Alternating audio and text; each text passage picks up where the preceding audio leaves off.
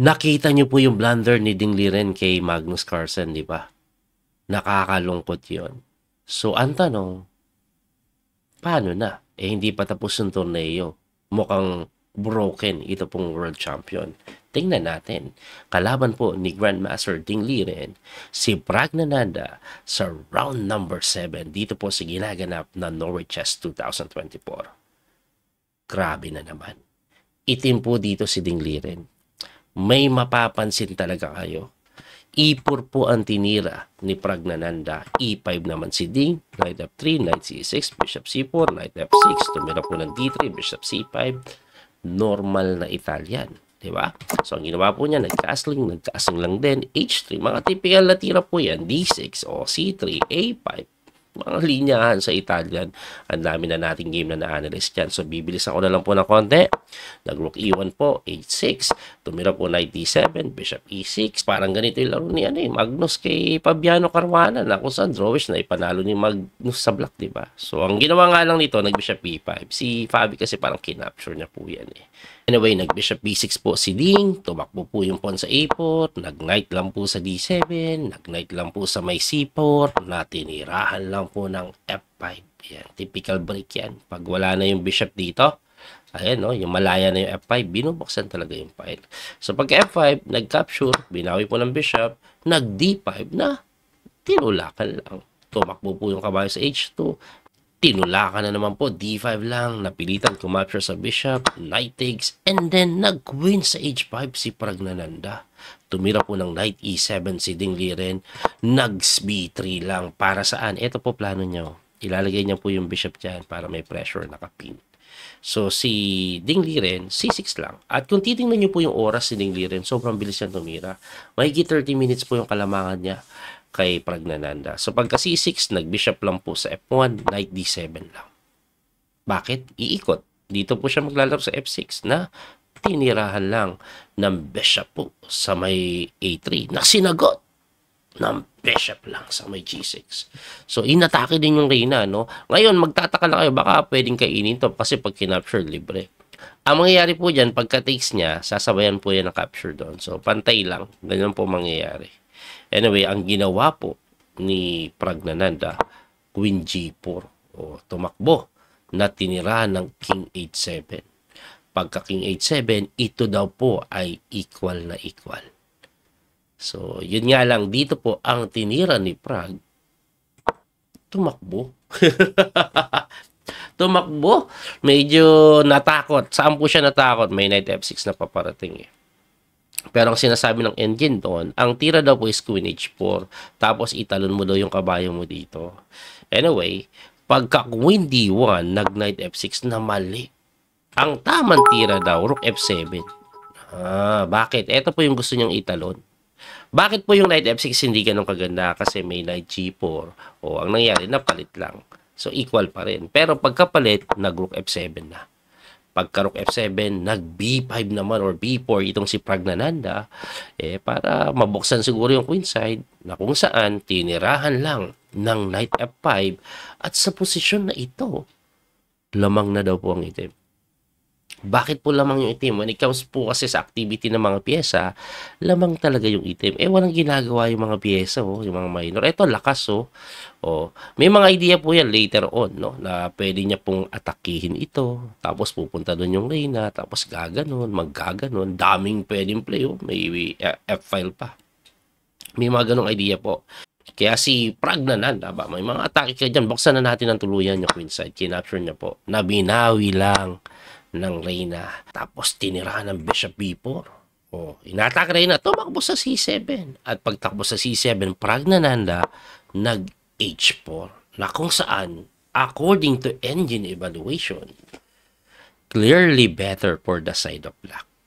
Ang gagawin lang daw, yung sinabi ko kanina, yung mag-H5. Atakado to. No? Tapos pagka H5 kasi, medyo mawiweaken to saan ka pupunta? Pag pumunta ka dito, pwede ka daw gumanito lang pressurein mo ulit yun. Na pag nag-G6 or nag-G3, grabe yung Reyna. Mukhang tangers na yan dyan. Sa may sa may H3, walang ginagawa. May ipit ang gusto. Tapos may mga thread pang ganun. Sobrang mahihirapan po. Pero, ito pong si Ding Liren, ang lamang niya po, ayan, halos 40 minutes ha. Nag-rook F6 na hindi ganun kaganda. Pero para saan ba yung rook F6? Para po yung bishop magkaroon ng square. Bakit? Kasi pagka-atras po ng reyna, tumakbo doon. Ako po, na kung saan, medyo nawala yung kalamangan. Eto, lamang na daw eh. Alam niyo kung ano tira? Ipakita ko yung pinakatira. Bishop lang daw po dito. Na medyo, are you sure, coach? May G4?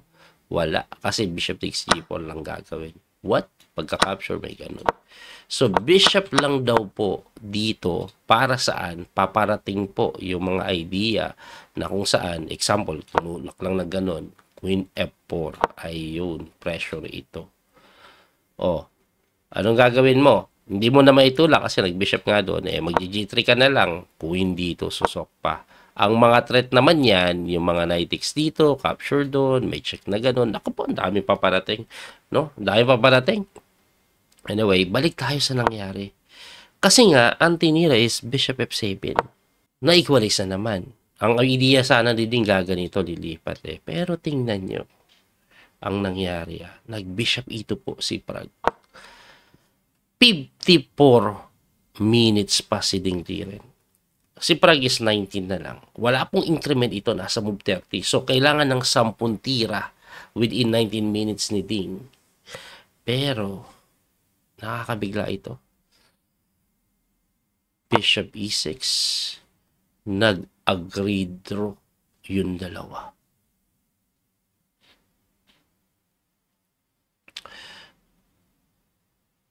Bakit nakakabigla? In this type of position, lamang-lamang ka sa oras, wala namang risk yung position eh. Parang gusto ko yung position ng black, to be honest, kahit equal na po ang evaluation dyan. Tapos biglang itatabla mo na lang. Ano nangyayari kay Ding? Parang hindi siya magandang attitude para sa isang world champion. Nakakabigla yun. Hanip. Ito pang matindi. Since natabla ang kanilang long game, napunta sa tiebreak, mapupunta po sa Armageddon. Tingnan nyo po yung Armageddon. Bibilisan ko na lang to, no? So, ang time control po nito is 10 minutes ang puti, 7 minutes ang itim. So, tabla lang kailangan ni Ding. Panalo siya sa match. Si Prag nanandain na mas win. So, bilisan lang po natin. Ang naging opening po nila, yan po yung tinatawag na Tompovsky. Yan. So, hindi niya po yung mga yan. Normal pa yan. Medyo magulang pero hindi ko na-explain din. Gusto ko lang kasi makarating sa pinaka-posisyon na talagang mapapatanong ka anong nangyayari kay Ding. Ayan, dito po, mukhang inaatake si Ding, no? Pero huwag kayong mag-alala kasi yung position na yan, typical yan. So, bukas yung G-file, parang karokan yan. Itingnan nyo po yung setup ng black, no? So, dito po pupunta yan. Siya pa nga po yung may atake. Kaya nga lamang po ang itim dyan. So, ang ginawa ko, Queen E7, nag-sip. Kinapture lang na mali pa daw. Pero bakit? Ano bang threat ni Prag Nananda? Nagpakain ng pon eh. May knight G5 siyang gustong gawin. Anong meron sa knight G5? Ito po yung gusto niya mangyari, oh. Gusto niya pong mag-sacrifice dito. Pag kinapture mo, kakainin na gano'n. Pag kinapture mo, may knight takes dito. Kasi mapipin. Parang ganyan po yung tema niya. Pero wala yan. Alam niyo kung bakit? Kasi magro-rook G8 lang yan eh. So, pag kinapture mo, T-next, tapos kinapture, mag-rook ka muna dito bago matikman yung tore. Or di ba? O kaya kainin mo, tapos titikman mo yung tore. Lamang. Anyway, nag-rook D8 si Ding. Na hindi ganun kaganda, pero dinipensahan nyo yung threat. Alam nyo naman, blitz ito, normal lang na namimiss yan kahit world champion ka pa, kahit si Magnus ka pa. Normal pa yan. So, nag-rook D2. Pagka-rook D2, nag-rook G8 na. Ayun, nakita na yung tira. Nag-rook lang po doon. At ito ang matindi. Nag-rook G6, tama. Tumakbo po yan sa H4. Ito matindi. Tingnan nyo po ang evaluation. Tingnan nyo po. Completely winning na for the side of Ding. Negative 3.8. Parang lamang na siya ng mahigit isang pyesa, isang kabayo, isang bishop. Ganun po kalamang. Bakit? Kasi, dito po, may simpleng tira. Actually, hindi to simple, pero supposed to be for their level, being world champion, super grandmaster, dating 2800, basic to eh, sa kanila. Yung tirada pong Bishop B4. Bakit ko nasabing basic yan? Atakado yung tore, hindi ka pwede mag-maintain dito. At dahil yan, pag gumalo ka dito or dito, pagkatulak nito, naku po, kainin mo man yan, libre yung tore doon. Ganun mangyayari. Winning agad pag ganun ang nangyari. Kasi, isang pyesa yun. So, ang mangyayari yan, ipapakain na lang. Pero, syempre, gusto ko nidepensahan yung way of thinking ni Ding. Tingin ko po, may nakita siyang ganito, na pagka Bishop B4, may knight takes F5. Na, ang isipin mo, pag kinapture mo yung kabayo, kasi threaten yung queen mo, may capture doon. Pero, sisimplihan mo lang yan, kakainin mo lang ito. Di ba? Ngayon, pagka-capture dyan, edi saka mo to tikman. Ang tanong, ano mangyayari pag kinain yung Reyna? Edi kainin mo to with a check. Pagkaangat, kain ka na naman. And this is completely winning. Kasi kahit may knight takes pa siya dyan, magki-king move ka lang, or even king g8, tingnan mo yung number of pieces. 3 piyesa kapalit. Ang kapalit po ng Reyna niya is 2 rooks. 2 rooks is more than enough na pero 2 rooks and a bishop. Ganun ang mangyayari, di ba? So, balik tayo doon. So, yung Bishop B4, actually, madaling ma-analyze yan sa level nila. Kung mag-amatic na yan. Aba, hindi niya po tinira. Ang tinira niya po,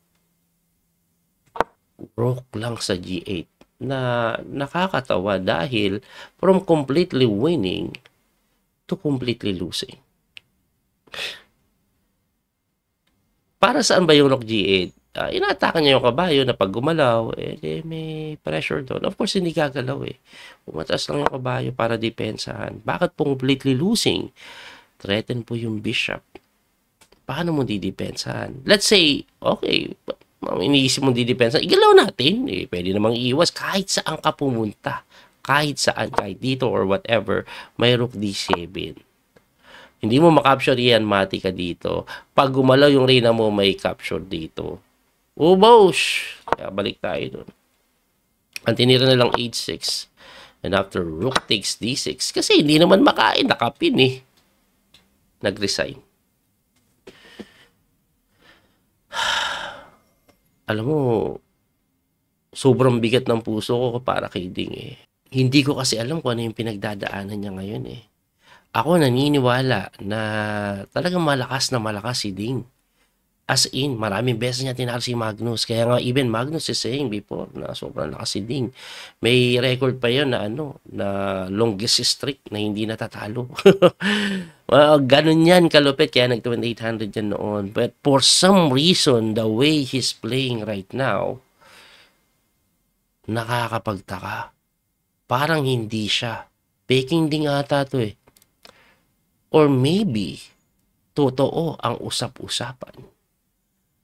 Nawala kay Ding ang bato. Binigay niya ata kay Wei Yi. Si Wei Yi kasi ang malupit ang mga tirada ngayon Hindi, joke lang po yan. Pero seriously, I feel bad for Ding sa mga nangyayari sa kanyang torneo. Yung nagsasabi, Coach, normal sa chess yan. Yes, normal sa chess yung natatalo. Normal sa chess yung nagkakamali. Pero Ding, after po kasi ng World Championship match, nagpahinga na matagal dahil may health issues daw. Tapos nag-start na ulit maglaro. 1 taon na siya naglalaro ulit. Puro talo. Kadalasan nasa ilalim, promise. Mapa standard, mapa rapid, kahit anong event, laging nasa ilalim. At ngayon, binibigyan na siya ng chance, Yung position niya, winning na. We're supposed to be. Pipilitin mo yon, gagawa ka ng paraan, lama ka pa sa oras. Pero pinili niya pang itabla yung laban at eto in a completely winning position to a completely losing position. Kaya mapapatanong ka talaga, anong nangyayari kay Ding? Hopefully, makarecover pa si Ding in the near future. Sana makabangon. Tingin ko kasi psychological problem yung kanya May something tong pinagdadaanan na hindi natin siguro alam. Ewan ko, pero ako kasi sobrang bilib ako kay Ding dati pa Takot nga ako pagkalaban ni Wesley So yan dati. Kasi nahihirapan si Wesley. Anyway, bulito po yung Coach Speedy Master, Daniel Kauso. Abangan po natin yung ibang video. Hanggang sa muli pagkikita. God bless po mga kabiyay. Bye-bye po. Thank you sa support. Don't forget to like and share. That little mouse, 'cause I'm an albatross.